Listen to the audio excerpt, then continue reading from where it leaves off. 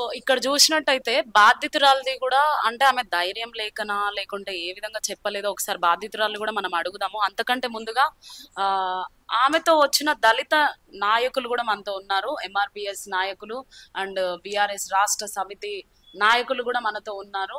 So ఏ విధంగా ఈ case బయటకు వచ్చింది, వాళ్ళ వరకు ఏ విధంగా వెళ్ళింది అనేది కూడా మనం అడిగి తెలుసుకుందాం.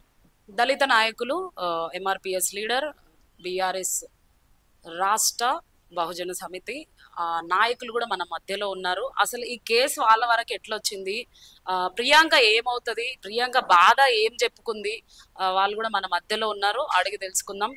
సార్ చెప్పండి, మీ పేరు? కాశీ సతీష్ కుమార్ అమ్మ. నేను ఎంఆర్పి రాష్ట్ర నాయకుల్ని, బహుజన రక్షణ సమితి స్టేట్ వర్కింగ్ ప్రెసిడెంట్ని.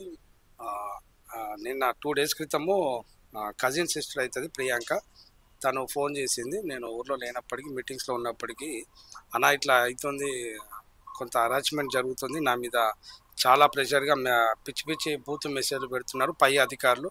ఎవరైతే డిప్యూటీ సూపరింటెండెంట్ మెటర్నిటీ హాస్పిటల్లో తను వర్క్ చేస్తుంది, తను జూనియర్ అసిస్టెంట్గా చేస్తుంది. ఇక్కడ ఉన్నటువంటి డిప్యూటీ సూపరింటెండెంట్ గత 3 years నుంచి నాకు పిచ్చి పిచ్చి మెసేజ్లు పెడుతున్నారు. పర్సనల్గా కూడా నన్ను రూమ్లో కూడా రాగానే సెల్లు లాక్కొని పక్కన పెట్టేసి ఇష్టం వచ్చినట్టు మాట్లాడేవారు.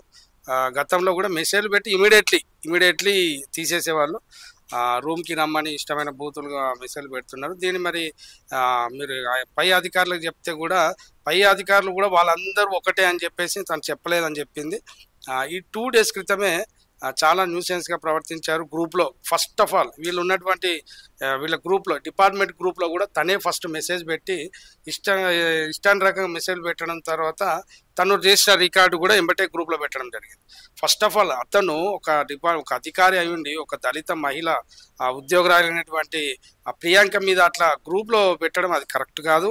తర్వాత ఒకవేళ పెట్టినప్పుడు కూడా ఎటువంటి గ్రూప్లో చాలామంది సూపరింటెండెంట్లు ఉంటారు, ఆర్ఎంఓలు ఉంటారు, అందరూ ఉంటారు, ఎవరు స్పందించలేదంట. ఫస్ట్ ఆఫ్ ఆల్ స్పందించకపోగా తన మీద మరి పిలుచుకొని కూడా పై అధికారులు కూడా మాట్లాడలేదు.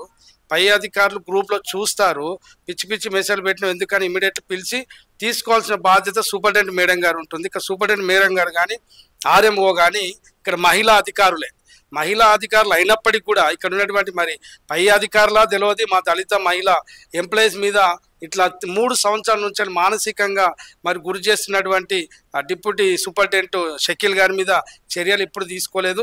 తను మానసికంగా బాధపడుతూ మా సంఘానికి ఆశ్రయించడం జరిగింది. నేను ఈరోజు వచ్చి పై అధికారులకు కూడా ఆమెతోటి వినతి పత్రం ఇచ్చాము. ఈ కమిటీ అని వేశారని చెప్పేసి మేడం గారు అంటున్నారు. తనకి ఆకలి వస్తుంది, తనకి నొప్పి వస్తుందంటే ఈ కమిటీ ఏం చేస్తుందండి? తన మీద డైరెక్ట్ చెప్పు, ఆడపిల్ల బయటకు వచ్చి నా మీద ఇట్లా సెక్సువల్ హరాస్మెంట్ జరుగుతుందని ఏ ఆడది చెప్పుకుంటారు, ఏ ఆడపిల్ల చెప్పుకుంటారు చెప్పండి. కాబట్టి ఆమె ధైర్యంగా వచ్చి చెప్పినందుకు ఆమె నిర్ణయాన్ని, ఆమె ఇచ్చినటువంటి ఆన్సర్ని మీరు తీసుకొని ఆమె ఇచ్చిన రిపోర్ట్ తీసుకోవాలి. కానీ ఈ కమిటీ వేయడం ఎందుకు? ఇది ఏం కమిటీలో నాకు అర్థం కావట్లేదు. అంటే కమిటీ వల్ల న్యాయం జరుగుతుంది అనుకుంటున్నారా? కమిటీ వల్ల జరగదు 100%. ఎందుకంటే ఇక్కడ ఉన్నటువంటి స్టాఫ్లు, అధికారులు భయపడతారు.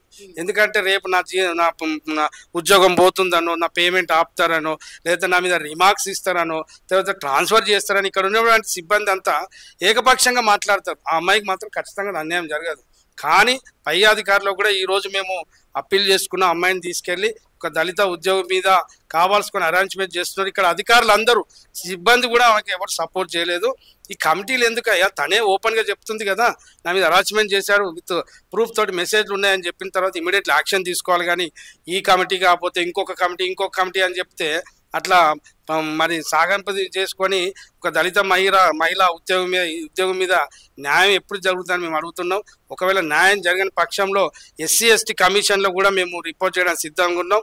అమ్మాయికి న్యాయం జరిగి ఈ షకీల్ హుస్సేన్ సస్పెండ్ చేయాల్సిందిగా కోరుతున్నాం. SC ST మహిళా కమిషన్కి పోతాం, ఎక్కడికైనా పోతాం. అమ్మాయికి న్యాయం జరగాలి. ఇక్కడ అధికారులు అందరూ కుమ్మక్కాయి కూడా చేసే అవకాశాలు కూడా కనబడతా ఉన్నాయి. సూపరింటెండెంట్ గారు ప్లస్ RM గారు తోటి మహిళా ఉద్యోగుల అధికారులు వాళ్ళు కూడా దయచేసి దళిత మహిళలను మీరు దగ్గర పెట్టుకొని మాట్లాడి ఒక కూతురులాగా తీసుకొని ఆమెకి న్యాయం జరిగేంత వరకు కూడా మీరు కూడా ఆమెకి సహకరించాల్సిందిగా మా తరపున దళిత సంఘాల తరపున మేము కోరుతా ఉన్నాము. అమ్మాయికి జరిగిన న్యాయం ఏదైతే కమిటీ ఉన్నదో న్యాయం జరగకపోతే రానున్న ముందు రోజుల్లో కూడా మేము తెలంగాణ రాష్ట్ర వ్యాప్తంగా ఈ అమ్మాయి కోసం న్యాయం జరిగేంత వరకు కొట్లాడతామని చెప్పేసి ఈ సందర్భంగా తెలియజేస్తున్నాం.